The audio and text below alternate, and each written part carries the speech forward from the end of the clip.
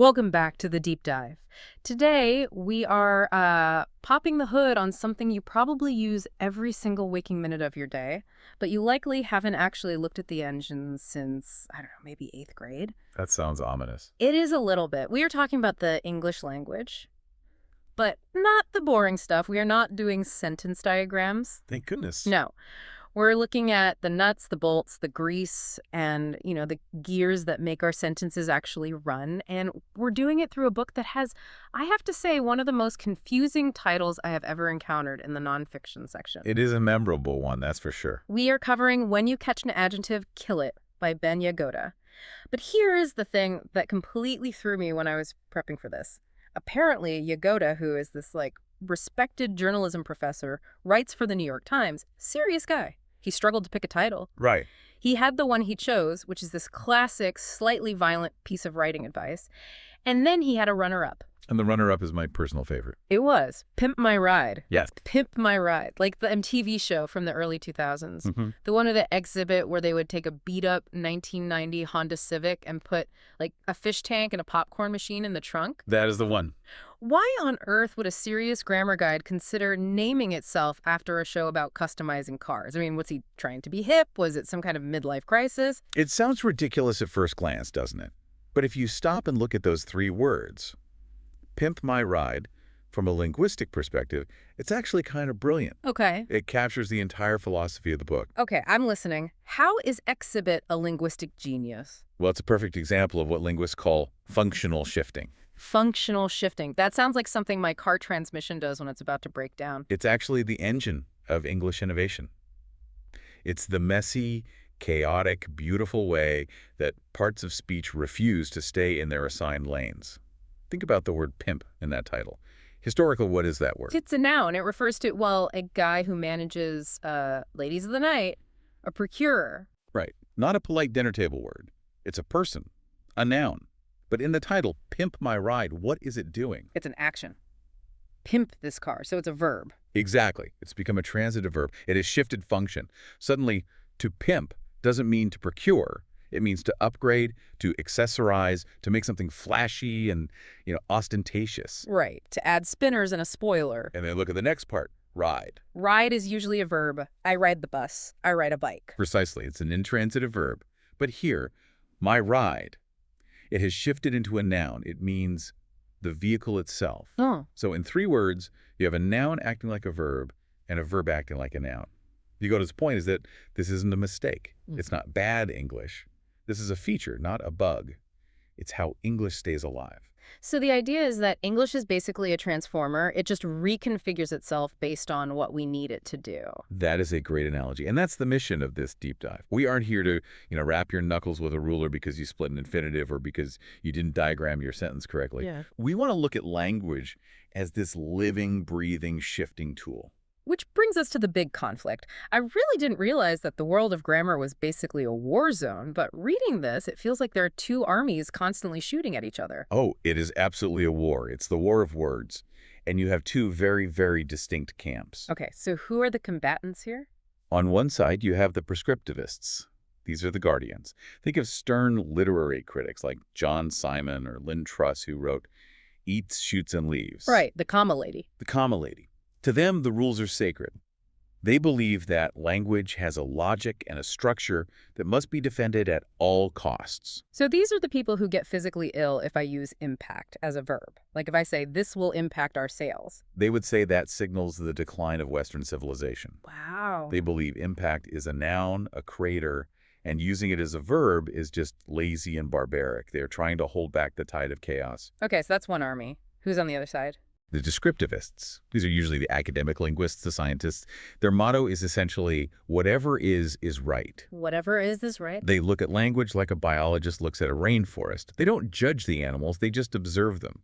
If millions of people start using literally to mean figuratively, a descriptivist just takes notes and says, interesting development. So one side is the grammar police, and the other side is, what, hippie scientists? More like anthropologists. They believe language is a democracy. If enough people vote with their tongues, it becomes law.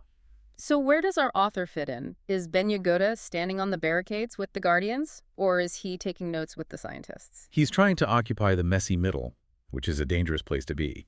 He appreciates the joy, artistry, and fun of English. He admits that he isn't a rigid language maven who scolds people just to feel superior. But, and this is the key tension, he also admits that some new usages make him, to use his own phrase, sad to be alive. I think I'm with him on that. I want to be open-minded, I really do. But then I hear someone say, irregardless, and a little piece of my soul just withers away. That is the exact feeling he's tapping into. We want to accept change, but we also want beauty and precision. So we're going to go through the parts of speech one by one, the good, the bad, and the ugly, and see if we can find that balance. Okay, let's do it. Let's start with the villain of the title. The enemy. Adjectives. Poor adjectives. They really are the punching bag of the literary world. The title is a quote from Mark Twain, isn't it? When you catch an adjective, kill it. It sounds so aggressive. Why did he hate them so much? Well, Twain was a bit more nuanced than the bumper sticker version. He actually said, no, I don't mean utterly, but kill most of them, then the rest will be valuable. Okay, so he's not a total murderer of adjectives? No, just a selective one. But the sentiment goes way back. Voltaire famously said, the adjective is the enemy of the noun. The adjective is the enemy of the noun. That sounds so dramatic, but why? I always thought adjectives were helpful. They describe things. The red car, the tall building, how is that the enemy? The argument is that weak writers use adjectives as a crutch. They use them to prop up weak nouns and verbs. Okay. Think about a horror story. If a writer tells you a scene was horrible, scary, and creepy, they're just throwing adjectives at you. They're telling you how to feel. Instead of describing the guy with the chainsaw standing in the corner. Exactly. If you describe the blood dripping from the chainsaw and the hum of the motor, you don't need the word scary. The reader feels it. The noun and the verb do the work. The adjective just gets in the way. So it's the difference between saying the big loud man came in versus the giant thundered into the room. Spot on. Yeah. Thundered contained the loudness. Giant contains the bigness. The second version has punch. The first version is just clutter. Right. And Yagoda points out a few specific sins of adjectives that drive him crazy. Yes. I have these in my notes. The NOAs. Needlessly obscure adjectives. Oh, these are the worst. This is when writers are trying to show off. They use words like rebarbative. Rebarbative. I don't even know what that means. It means unpleasant or repelling. Or they use anfractuous instead of rhyming. Or piacular. That was one mentioned in the book. Piacular. It sounds like a vampire. It actually means sinful or requiring atonement. But here's the thing. If you write piacular, you aren't communicating with your reader. You're preening. You're standing on a stage, waving a thesaurus and saying, look how smart I am. Right. It creates a barrier. A barrier, not a bridge. Exactly. And then there's the flip side. If you aren't being obscure, you might be being lazy. The cliche problem. This is automatic writing. Yagoda points out that we get so used to certain adjective-noun pairings that we stop hearing them entirely. I feel like I do this in emails all the time. We all do. Think about it. Have you ever heard of a lining that wasn't silver? No, never. Every cloud you know. Have you ever encountered a bystander who wasn't innocent? That's a good point. You never hear about a guilty bystander or just a neutral bystander. They are always innocent. Or a break that wasn't lucky. Or a conclusion that wasn't foregone. When you use those, you aren't writing. You're just assembling prefab parts. It's linguistic IKEA furniture. But there is one adjective controversy that I really want to get into because I have had this argument with friends. The unique debate. Ah, yes. The third rail of grammar parties. Very unique. Can something be very unique? My gut says no. Unique means one of a kind. It's binary. You're either pregnant or you're not. You're either unique or you're not. That is the logical prescriptivist argument. It comes from the Latin ogodius, meaning one. So technically, logically, you are right. You cannot be very one. I feel a but coming. But history disagrees with you. Yagoda and the Oxford English Dictionary would tell you that you're being a bit of a snob without the history to back it up. Really? Since the 19th century, unique has been in common use to mean uncommon or remarkable, not just strictly singular. So people have been using it wrong for 200 years.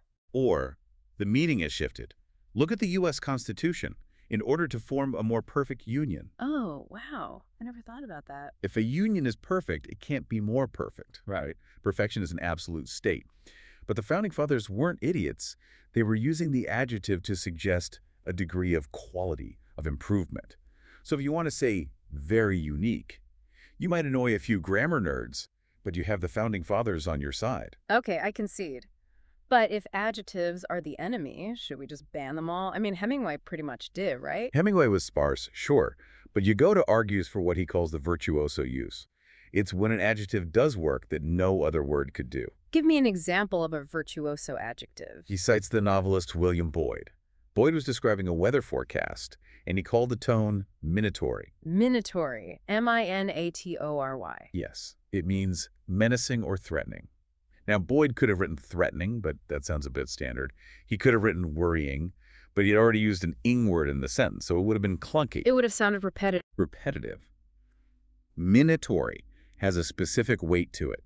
It implies a projecting menace. It sounds like a bull snorting. Minatory. Exactly. It has a sound and a texture. When you find that perfect word that adds precision, not just bulk, that is artistry. Yagoda also mentions sports writing as a surprising place to find this, right? It makes sense if you think about it. A baseball writer sees the same actions 162 games a year. Throw, hit, catch. It must get so repetitive. Exactly. If they only use basic verbs, the articles would be unreadable. So they become masters of the adjective to distinguish this monstrous home run from that towering home run. They have 1,000 ways to say good or bad. So the lesson is, don't kill all adjectives, just kill the lazy ones. Shoot the stragglers. Keep the elite troops. All right, moving down the list. If adjectives are the enemy, then adverbs are the stepchild. The stepchild that everyone ignores until they ruin the family photo. Adverbs are tricky because they're often just redundant. We have to invoke the Stephen King rule here. In his book on writing, he says, the road to hell is paved with adverbs. It's a strong statement. He was specifically targeting those smelly adverbs used in dialogue tags. You know, he said loudly. She asked inquiringly. This leads to one of my favorite nerdy linguistic jokes, the Tom Swiftie. Oh, I have a love-hate relationship with these. For those who don't know, Tom Swift was a character in these old adventure books, and the author never let Tom just say anything. He always said it excitedly or bravely, so people start making puns out of them. Go ahead, give me your best one. I can no longer hear anything, Tom said deftly. Get it?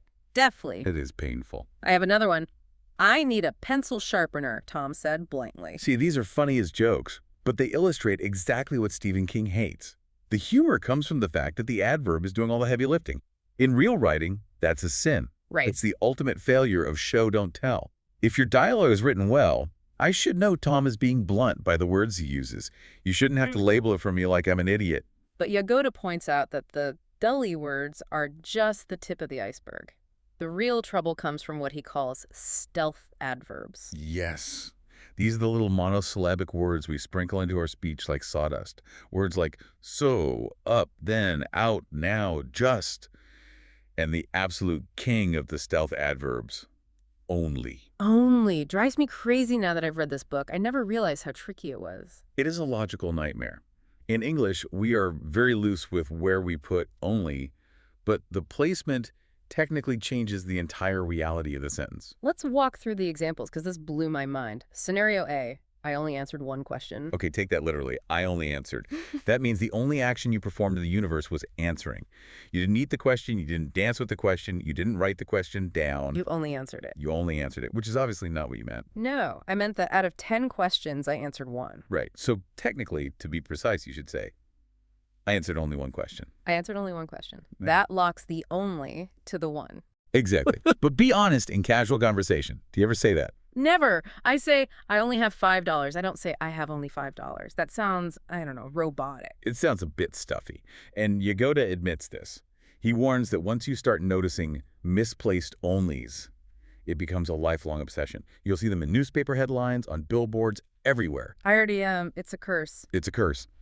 But he also admits that idiom usually wins. If you correct people on this at a party, you won't get invited back. Note to self, keep the only correction to myself. But speaking of corrections, we have to talk about sentence adverbs, the hopefully controversy. This is a battlefield where many grammar warriors died in the 1970s.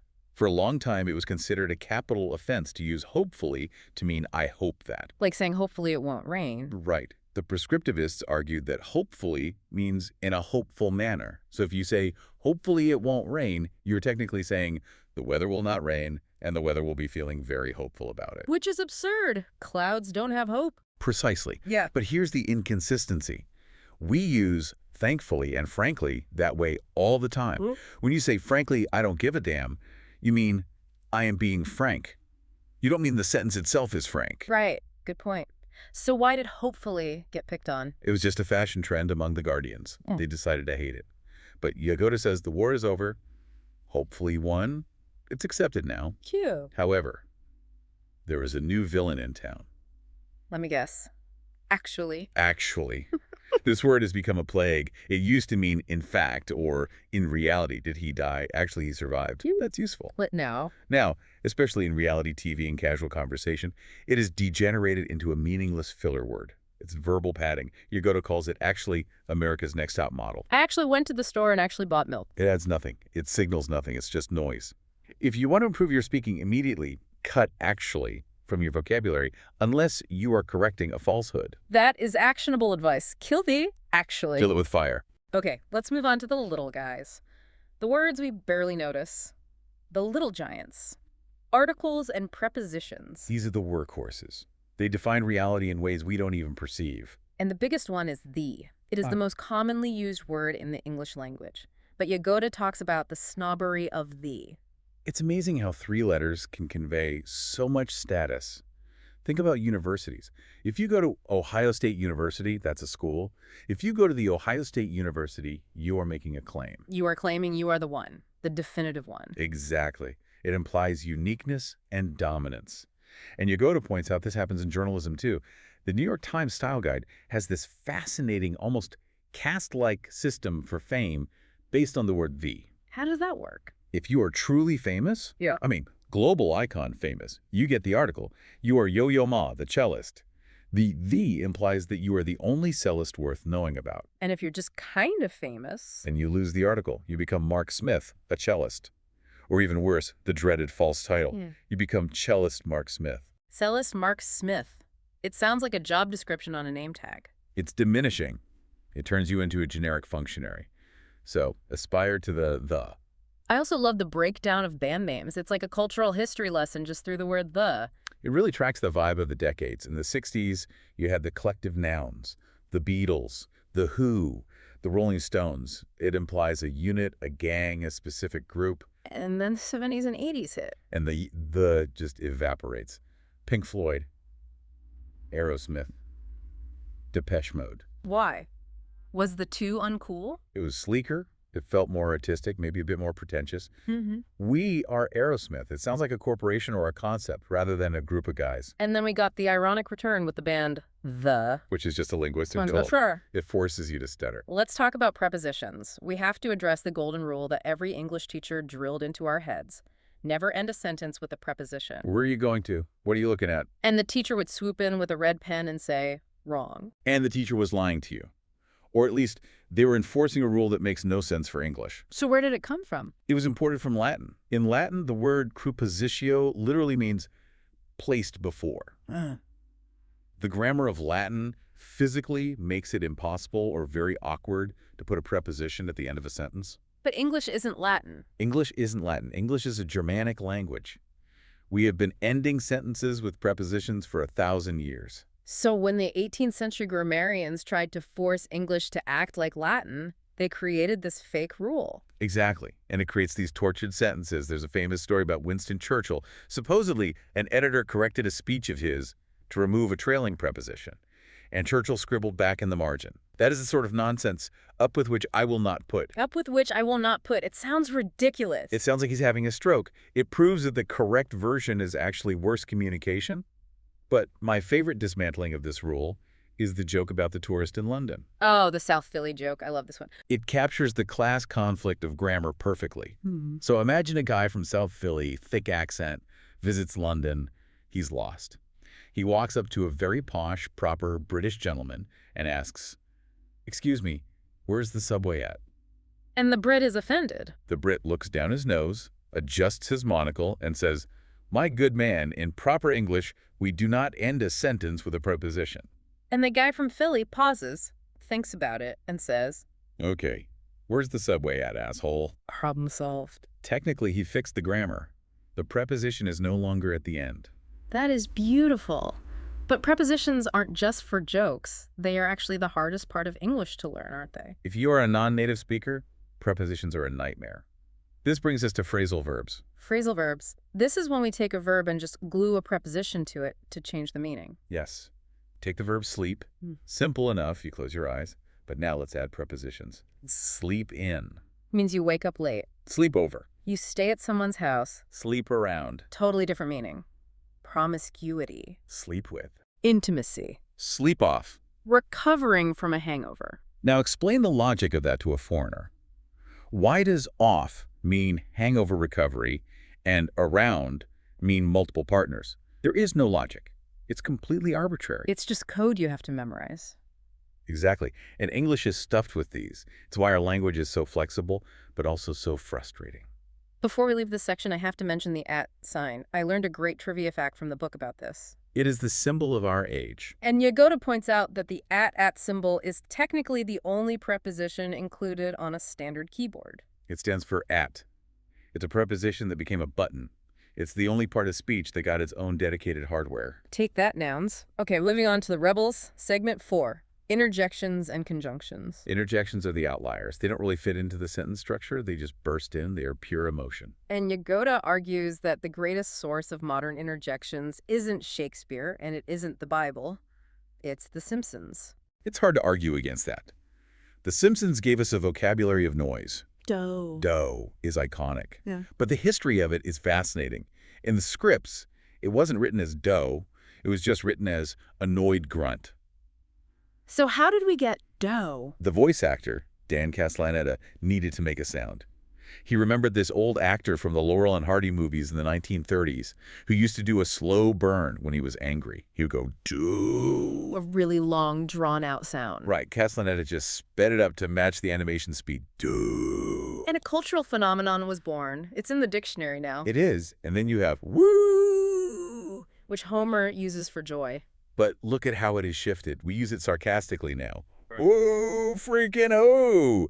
It's fascinating how a cartoon changed the way we emote in real life. Then there is the word dude. This word has had a wilder journey than I expected. Dude is the ultimate survivor. It has traveled across the entire social spectrum. Back in the 1880s, if you called someone a dude, it was not a compliment. What did it mean? It meant a dandy, a fop, a guy who cared way too much about his clothes and had soft hands. If you were a dude in the Wild West, you were a joke. So how did it become cool? It migrated. In the mid-20th century, African-American slang picked it up to mean just a guy or a cat. Then the California surfer culture grabbed it in the 60s and 70s. Then now? Now, it is a universal punctuation mark. You can use dude to express joy, dude, anger, dude, surprise, dude, or just to acknowledge someone exists. It is the Swiss Army knife of interjections. Let's talk conjunctions. Conjunction, junction, what's your function? Hooking up words and phrases and clauses. But can they start a sentence? I remember getting points deducted on essays for starting a sentence with and or but. That is another zombie rule, a fake rule. Yagoda calls it a straw man. So I can start a sentence with and. Great writers have been doing it forever. Look at the Bible. And did those feet in ancient time. Look at JFK's inaugural address. Starting in the conjunction adds flow. It connects the thought to the previous one. It drives the narrative forward. So cutting them all out just makes your writing choppy. Choppy and disjointed, exactly. But there is one conjunction mashup that is genuinely dangerous. The slash. Yeah. And door. Oh, the lawyer's nightmare. It seems efficient, right? I would like coffee and or tea. Yeah. But in the law, ambiguity is poison.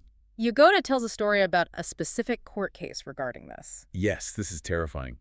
There was a case where a man was accused of harassment. The specific law stated that you were guilty if you alarm or annoy someone.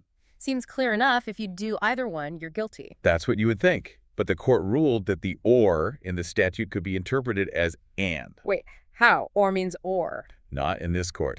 They decided it was ambiguous, so they required the prosecution to prove that the man did both, that he alarmed the victim and he annoyed the victim. And because he only did one. He was acquitted. He walked free. That is wild. Yeah. One tiny conjunction, one interpretation of or changed the verdict. It shows that these little words have real-world consequences. Grammar isn't just about grades. Sometimes it's about jail time. Okay, we are in the home stretch. We fought the enemy. We've hugged the stepchild. Now, the heavyweights. Nouns and pronouns. Nouns are the bedrock. But the bedrock is shifting under our feet. We are constantly creating new nouns. Yagoda talks about how we use suffixes to just invent words like ipster. Ipster is a great example of degeneration. It started tough. Gangster, Yeah. teamster, Then it got cool. Hipster. then it got techie. Napster. Which, by the way, I didn't know this Napster was named that because the founder had nappy hair as a kid. That was his nickname. And he turned it into a billion-dollar brand. But now we use a D-ster, ironically, the molester, the dadster. It adds a little bit of casual, slightly mocked coolness to a noun. And then there's the age suffix. Slayerage. The Buffy, the Vampire Slayer effect. No. Buffy speak changed the language, adding age to everything. Mm-hmm. Kissage. Weirdage. It turns an action into a substance. It makes the abstract sound concrete and slightly funny. But there is a dark side to noun creation, and this is something I think everyone listening will recognize from their jobs. The zombie nouns. Nominalization. This is the disease of corporate America and academia. Explain what a zombie noun is. It's when you take a perfectly good, strong verb like to solve or to implement, and you kill it. You turn it into a clunky noun. The solution. The implementation. So instead of saying, we need to solve this problem, you say, We are currently engaging in the formulation of a solution for the problem. ugh, that sounds like every meeting I've ever been in. It sucks the life out of the sentence, makes the writing heavy, vague, and boring. But people do it for a reason. Why? To sound smart. To sound authoritative, yes, but also to hide. If I say we failed to solve the problem, I am blaming us. If I say the solution was not achieved, who's to blame? The solution, it's the solution's fault. Exactly. Zombie nouns remove the actor. They are a way of dodging responsibility. Mistakes were made. The implementation was delayed. If you want to be a clear leader, kill the zombies. Yeah. Use verbs. We failed. We delayed. It's scary, but it's powerful. Speaking of scary topics, pronouns, specifically the singular they, This is the hot-button issue of our time. using they to refer to a single person. If a student wants to pass, they should study. Prescriptivists hate this. They scream that student is singular, so you have to use a singular pronoun. He or she. Which is so clunky. So clunky. But Yagoda and, honestly, history seems to be on the side of they. How so? Absolutely. Yeah. This is what people forget. The singular they isn't some new woke invention from Twitter. Shakespeare used it. Jane Austen used it. The King James Bible uses it. Let each esteem others better than themselves. So if it was good enough for Jesus and Jane Austen, why is it wrong now? Because of those 18th century grammarians again. Yeah. They decided that the masculine generic using he to represent everyone was more logical. They literally invented a rule that erased the singular they because they preferred he. So going back to they isn't destroying English, it's restoring it. That's one way to look at it. And purely from a practical standpoint, the expert prediction is that they is going to win. Because he or she is clunky. She with a slash is unpronounceable. They is natural, efficient, and inclusive. English gravitates toward efficiency. They is just easier. Finally, we have to talk about telephone etiquette. This is the last battle. It is I versus it's me. The battle between grammatical correctness and not sounding like a weirdo. Technically, what is the rule? Technically, the verb to be acts like an equals sign. So the pronoun that follows it should be in the subject case. It is I. This is he. But if I answer the phone and someone asks, is Ben there? And I say, this is he, I feel like I should be wearing a powdered wig. It sounds pompous, it sounds stiff, but saying it's me or this is him is technically the objective case, which is wrong. Yagoda calls the alternative louche, which is a great word. It is. But I think the O.J. Simpson documentary anecdote sums up the solution perfectly. Oh, the juice story. Yes. They showed footage of O.J. Simpson answering the phone in the 90s. He didn't say, it is I. He didn't say, this is he. He just picked up and said, juice, go. Juice, go. No pronouns, no verbs, just proper noun, imperative. It's efficient, I'll give him that. It avoids the grammar trap entirely. So we've covered pimp my ride, zombie nouns, the tyranny of prepositions, and the redemption of they. What does this all mean? It brings us back to where we started. The title, Pimp My Ride. Language is not a set of stone tablets brought down from the mountain. It isn't a museum piece under glass. It's a Honda Civic that we are constantly modifying. Exactly. We are putting fish tanks in the trunk. We are turning nouns into verbs. We are reviving old pronouns. It's messy. It's shicks. And while it's good to know the rules, so you don't sound illiterate in a job interview, you shouldn't be a slave to them. Right. There is a difference between being clear and being pedantic. The goal of language is to connect, to describe, and sometimes to delight. If you kill every adjective, you lose the minatory weather. If you ban every interjection, you lose the dough. So here's our final challenge for you, the listener. For the next 24 hours, try to listen to the functional shifting around you. Listen for the nouns turning into verbs. Listen for the stealth adverbs. And ask yourself, does this usage make me sad to be alive? Or does it show the joy, artistry, and fun of the human mind? And if you catch an adjective, maybe don't kill it. Just make sure it's a good one. Thanks for listening to The Deep Dive. See you next time.